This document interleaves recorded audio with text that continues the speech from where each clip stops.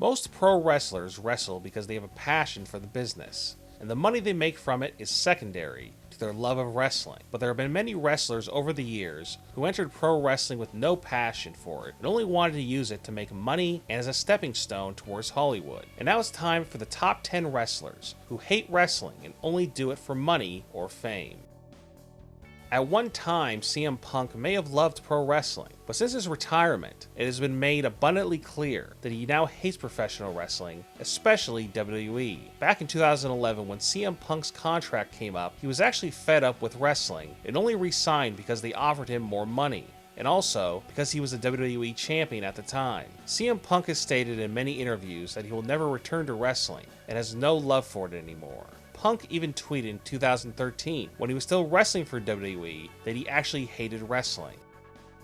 If there wasn't a more obvious person on this list who is using WWE to gain outside fame, it's Eva Marie. Eva Marie recently finished filming 2 movies and hasn't actually had a real wrestling match on WWE television outside of NXT since the WrestleMania 32 pre-show. Eva has also started her own fashion line and dyed her hair black because she was afraid that her red hair would hurt her from getting more mainstream opportunities. Most wrestling fans also see Eva Marie as the worst wrestler on the roster.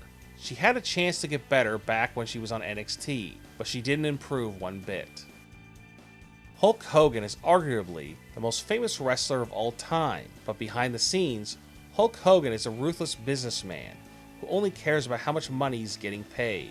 Hogan's negotiating tactics are legendary, which was one of the main reasons why he was so successful over the years.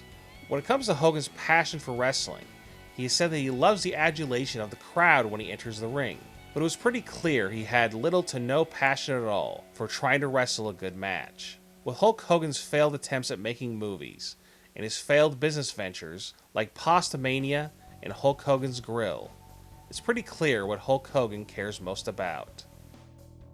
Stacy Keibler got into wrestling after winning a WCW Nitro Girl contest, where a winner would become one of the Nitro Girls. After a short stint with the Nitro Girls, she became a regular character on WCW television. When WCW folded, she went to WWE. When she was asked to be on Dancing with the Stars, she jumped at the opportunity, and after appearing on the show, she never came back to WWE ever again. It was pretty clear that she was using WWE as a stepping stone. Batista was already in his early 30s when he made his WWE TV debut. He was actually a bouncer for many years, trying to make ends meet before coming to the company. During Batista's run in WWE, he had very few friends, because most wrestlers saw that he was just using wrestling to make money, and he didn't actually care about it. Batista gave up on wrestling after a WWE return in 2014 because his movie career was skyrocketing after the success of Guardians of the Galaxy.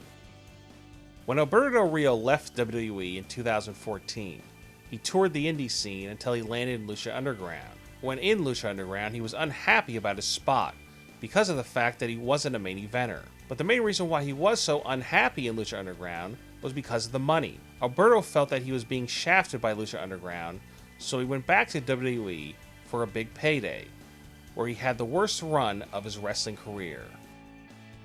Tony Tiny Lister is an actor who plays Zeus. When he was asked to wrestle as Zeus for WWE to promote his movie with Hulk Hogan, No Holds Barred, he turned it down because he didn't want to have to touch a bunch of sweaty guys while wrestling. But when Vince McMahon offered him a big paycheck, he accepted it. Sable was the wife of Mark Marrow when she entered the WWE in 1996. Soon she became a WWE sex symbol, and was even in Playboy magazine. Sable's matches were pretty horrible, which was understandable, because she never had any actual real training. In 1999, she left WWE because she wanted to make an attempt at making movies and appearing on TV shows. That attempt failed, and she had to go back to WWE in 2003 because her career outside WWE had stalled. Sable was another person in wrestling who saw it as another way to gain fame.